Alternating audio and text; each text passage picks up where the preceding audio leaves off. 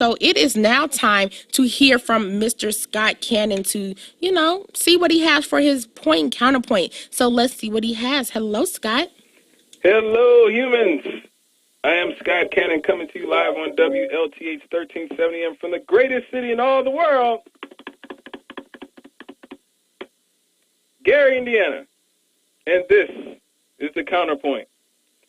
Well, folks, this summer has certainly provided an excessive amount of drama in its news cycle, from populist uncertainty to the primaries, startling those in the mainstream Democratic and Republican parties, to new and unexpected faces emerging in the Me Too scandal, to the president doing battle with virtually everyone in America, to Nicki Minaj doing battle with a baby.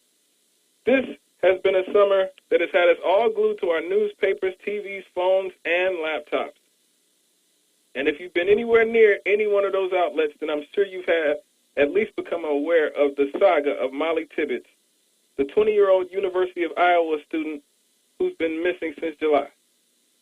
Well, it's with a heavy heart that I report that the missing young woman was found dead yesterday in a cornfield, providing a tragic ending to the very one real life story that has kept the nation gripped in a summer full of ridiculous and salacious news. Now, let me be 100% clear. I am in no way disparaging Mollie Tibbets or her family or friends who did nothing wrong and just did the best they could to find a young woman who I'm sure that they all loved. But in watching the reward for Mollie's return reach up to $400,000, and the vice president talk about her in speeches, and even the president of the United States used her story in a campaign stop last night, I couldn't help but ask, when the hell have they ever gave this much of a damn about a black woman who came up missing? Like, seriously, folks, I know more about Mollie Tibbets than I know about my own grandmother at this point. And I just saw her yesterday. Love you, Monet. We've seen the footage of her dancing, smiling, all over CNN, Fox, MSNBC, and every other channel. We've seen every lead in her case be covered with the same intensity of one of President Trump's many scandals. We've seen countless interviews with law enforcement, her friends, and her boyfriend. Meanwhile, I'm just sitting here thinking about all the black families who must be sitting there going, I just wish they'd interview us once on CNN, and that the police chief would spend hundreds of thousands of dollars in resources to find our missing daughter. Women like Jasmine Moody, who's been missing since 2014. She was an ROTC student who wanted to be a nurse when she graduated from college. She had a fight with one of her girlfriends who kicked her out of her house in the middle of the night wearing only a hoodie in the freezing cold of Detroit. She has not been seen since. Or right here in our backyard, Rochelle Thomas Stubblefield, who was a student at Calumet College of St. Joseph in Whiting, Indiana. She was a member of the Black Student Union and the track team. She was 8 months pregnant at the time of her disappearance, where she was last seen at a girls' basketball game.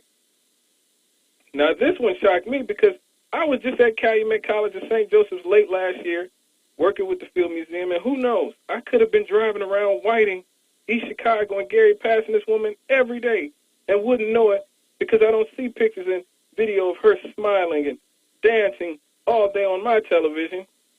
And it's getting to a point, and I hate saying this, that it is really hard for me to care when a white woman comes up missing. Because to be frank, nobody would care if my sister or my niece or my mother came up missing. And it kills me to say that. It really does. Because I do not want to be that person who loses his humanity. But they're making it hard for me when I see just how unequal the coverage of missing women is. And let me just say this one more time. Mollie Tibbets, her family, and her friends have done nothing wrong, and my heart breaks for them. All I'm saying is, can people not see that we care about our daughters too? That them missing kills us as much as it does those white parents you see on TV, and that the same goes for Hispanics, Asians, and Native Americans whose missing children also don't get the type of coverage that the Elizabeth Smarts, Polly classes, or Mollie Tibbets of the world get. How is the mainstream media going to scold Donald Trump every single day about his casual racism when there is often a difference between life and death for young women in our communities? Okay, folks, you can chop it up with me on Twitter, at The Chemist Lives. The Chemist is spelled with a K, as I am a product of the Gary Community School System. We can talk about politics. We can talk about music. We can talk about sports. You can just tell me how terrible I am at this. Or you can just listen to me every Monday from 6 to 8 on Issues and Answers with Jonathan Booz. And I said this on Monday. I swear to you, please have faith. The McGee Report, brought to you by the precocious hostess with the mostest, Jamelia McGee. It will be back at some point in the near future as soon as her pawpaw gets well. I am Scott Cannon, and that was the Counterpoint on WLT's 1370 AM. God bless the working class, and God bless labor, and I am out, humans. You know what, Scott? With a counterpoint like that, it is hard for me to now come back with some celebrity news. I'm like, oh my goodness, I don't know if I can do celebrity news now. Oh, you can. Oh you my can goodness. Oh my goodness. Wow. Well said. Moving on here to some celebrity news.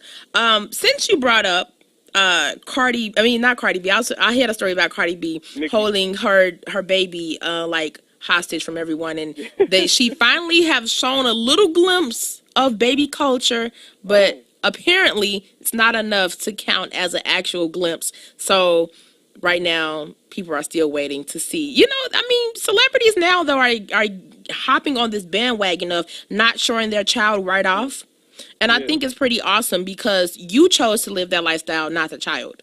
Yeah.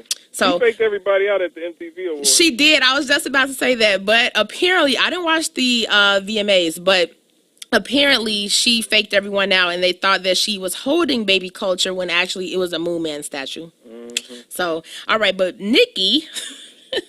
oh my goodness, I can't with Nikki. Like you said, she's beefing with a baby.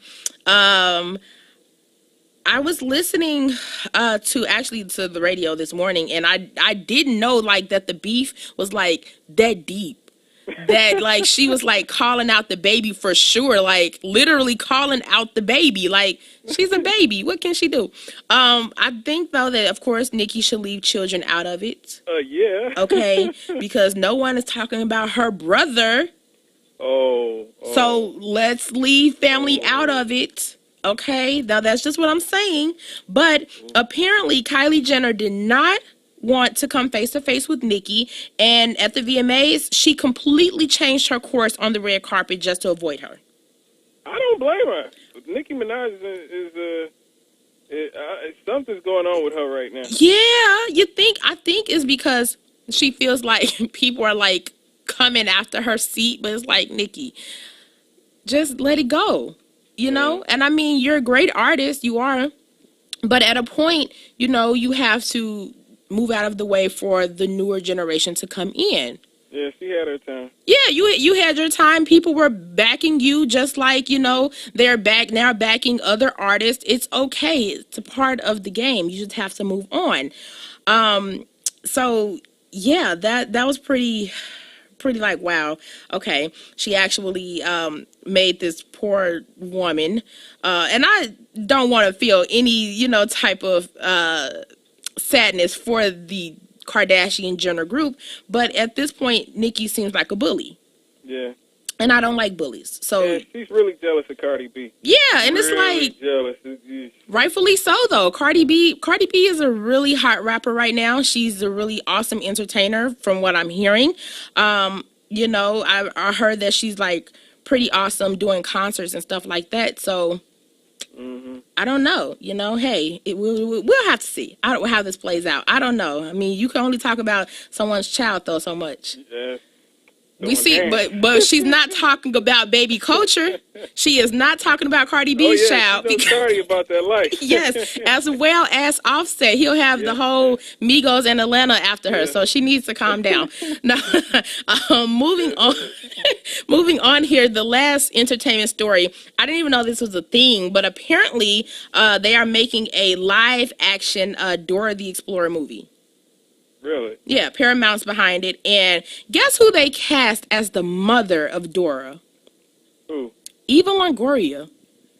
Okay. All right. Yeah. Kind of So, I mean, I guess I could see that. You know, I haven't really heard her name in a while. So, okay. Apparently, the movie has set an August 2nd, 2019 release date.